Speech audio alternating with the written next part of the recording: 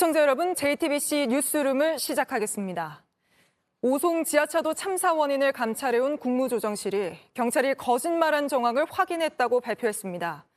지하차도를 통제해달란 신고를 외면해놓고 마치 출동했던 것처럼 전산을 조작하고 거짓 보고한 것으로 강하게 의심된다고 밝혔습니다. 그러니까 그간 경찰이 저희 JTBC 등 언론에 했던 신고자가 위치를 제대로 안 알려줘 엉뚱한 곳으로 출동했었다는 이 해명 자체도 거짓말로 판단한 겁니다. 저희가 시간을 따져보니 경찰이 진짜 출동했더라면 참사를 막을 수 있었습니다. 이 부분을 수사로 밝혀달라며 국조실이 검찰에 요청하면서 수사본부까지 꾸려졌는데 먼저 감찰 내용부터 윤정주 기자가 보도합니다. 현장에 출동하지 않고도 나간 걸로 꾸민 게 강하게 의심된다. 국무조정실의 어조는 강했습니다. 경찰이 내부 시스템에 조치 내용을 거짓으로 입력한 정황이 나왔단 겁니다. 사고가 난 지난 15일 112 신고 내역을 살펴봤습니다. 오전 7시 4분 미호천교가 넘치려고 하니 주민들을 대피시켜야 한다는 신고가 들어왔습니다. 7시 58분 신고에선 궁평 지하차도가 직접 언급됩니다. 통제가 필요하다고 했습니다. 경찰은 현장엔 출동했다고 설명해왔습니다.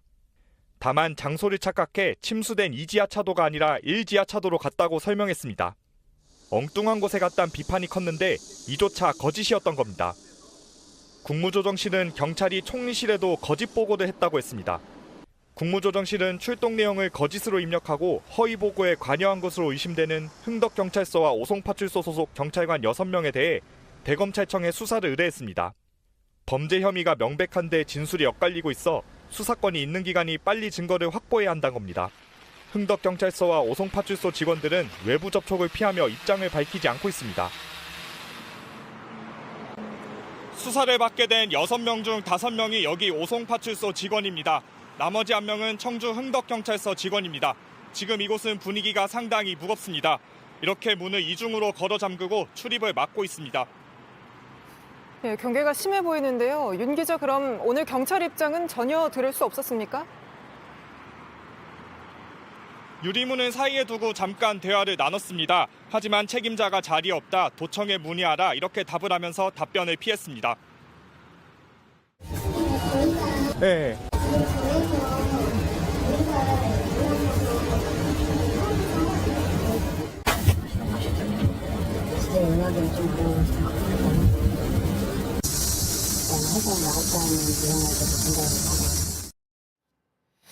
네, 그 출동한 것처럼 조작하는데 어느 선까지 관여한 건지도 수사로 밝혀야 할 텐데요. 취재된 게 있습니까?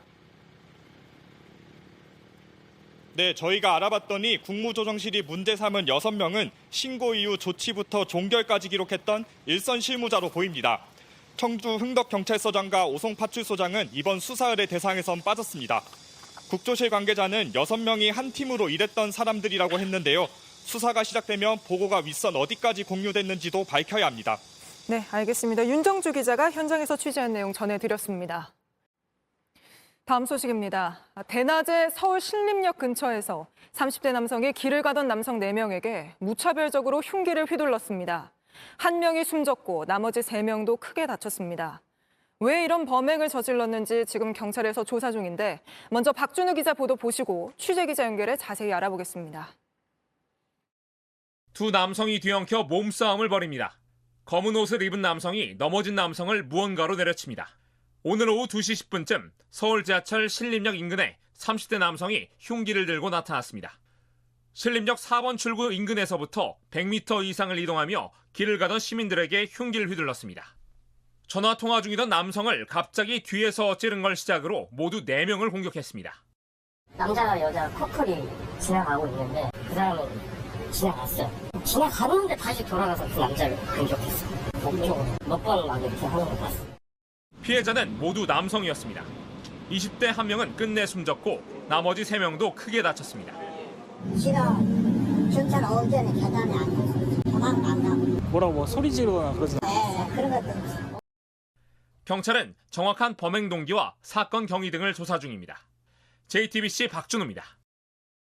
네, 바로 현장에서 취재 중인 김한수 기자 불러보겠습니다. 자, 김 기자. 지금 김 기자가 있는 그곳에서 범행이 일어난 건가요?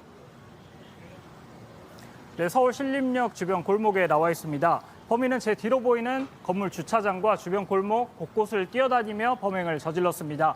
음식점과 카페가 곳곳에 있어서 낮 시간에도 적지 않은 사람들이 있었는데요.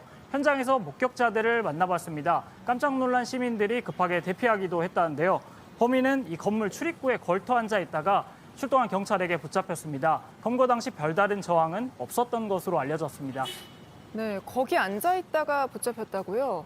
왜 이런 범행을 저질렀는지 조사가 되고 있습니까? 네, 경찰이 지금까지 조사한 바로는 범인과 피해자들은 모두 한 번도 만난 적이 없는 사이라고 합니다. 범인은 길에서 마주친 사람을 미리 살해할 의도를 갖고 흉기를 준비하고 또 휘둘렀다고 하는데요. 또 조사 과정에서 살고 싶지 않다는 취지의 말도 했다고 합니다. 범인은 전과 3범으로 소년부로 성취된 전력만 14번 있다고 알려졌습니다. 네, 지금 경찰에서 한창 조사가 진행 중일 텐데 어떤 부분을 집중적으로 확인하고 있습니까? 일단 범인과 피해자들의 관계에 대해 조금 더 들여다보고 있습니다. 또 마약 투약 여부 등 구체적인 사건 경위도 조사하고 있는데요. 지금까지 경찰 조사에 따르면 범행 당시 술 취한 상태는 아니었다고 합니다. 네, 알겠습니다. 김한수 기자가 서울 신림역에서 전해드렸습니다. 다음 소식입니다. 윤석열 대통령의 장모 최은순 씨가 오늘 법정 구속됐습니다. 통장 잔고 증명서를 위조한 혐의로 항소심에서도 징역 1년을 선고받았습니다. 최 씨는 강하게 억울함을 호소하며 버티다가 결국 구속됐는데 먼저 오늘 법정 상황부터 정혜성 기자가 보도합니다. 법원으로 들어가는 최은순 씨는 아무런 말이 없었습니다. 사문서 위조 등 혐의로 항소심 선고 날입니다. 위조된 잔고 증명서가 실제로 법원에 소송 증거로 제출되는지 모르셨나요? 지난 2013년 부동산 거래를 하면서 은행 잔고 증명서 4장을 위조했다는 혐의입니다. 앞서 1심 재판부는 징역 1년을 선고했습니다. 항소심 재판부도 똑같이 판단하고 법정 구속했습니다. 재판부는 최 씨가 주도적으로 범행을 했고 막대한 부동산 사익을 얻기 위해 잔고 증명서를 위조했다고 설명했습니다. 그러면서 범행 규모, 횟수, 수법 등 죄질이 불량하다고도 했습니다. 판사가 30분 넘게 판결문을 읽는 동안 최 씨는 고개를 숙였습니다. 그런 뒤 약이라도 먹고 싶다, 억울하다며 흐느끼고 목소리를 높였습니다. 나가지 않으려고 버티기도 했지만 결국 법원 경위들이 끌고 나가 호송차에 태웠습니다. 대통령실 관계자는 대통령실이 입장을 낼 사안이 아니라고 했습니다. 또 대통령은 가족 또한 예외 없이 법 앞에 평등하다는 입장을 일관되게 밝혀왔다고 덧붙였습니다. JTBC 정혜성입니다. 어제 울산에서 국제 우편물을 열었다가 3명이 호흡곤란 증상을 겪었다고 전해드렸습니다. 그런데 오늘 서울, 대전, 제주 등 전국 곳곳에서 비슷한 신고가 잇따랐습니다. 경찰이 우편물을 국과수에 보내고 누가 왜 보냈는지 쫓고 있습니다. 배승주 기자입니다. 경남 함안군의 한 건물로 배달된 우편물. 발신지는 말레이시아입니다. 내용물은 낚시용 가짜 미끼. 무게는 10kg에 가격 1달러짜리라고 적었습니다. 받는 사람은 통일로 번길이라고 표기했습니다. 주민은 한 달 넘게 내버려 뒀다가 어제 울산 독국물 의심 우편물 소식을 듣고 신고했습니다. 비슷한 우편물이 지난해에도 2차례 왔다고 말했습니다. 그중에 제가 다 뜯어본 건 아니고 한 번만 뜯어봤어요. 이상하다 싶었는데 그 다음에는 집해가지고 내가 오는 대로 태워버린 걸 알고. 오늘 하루 서울과 대전, 제주 등 전국 곳곳에서 비슷한 신고가 쏟아졌습니다. 제주에선 어제 울산에서 발견된 소포처럼 타이완에서 보낸 노란색 봉투 안에 튜브형 화장품 2개를 넣은 우편물이 신고됐습니다. 이 우편물들은 주로 타이완과 우즈베키스탄, 말레이시아 등에서 왔습니다. 경찰은 우편물들을 과학수사연구원에 보냈습니다. 절대 개봉을 하면 안 되겠죠. 어떤 게 들어가는지 모르니까.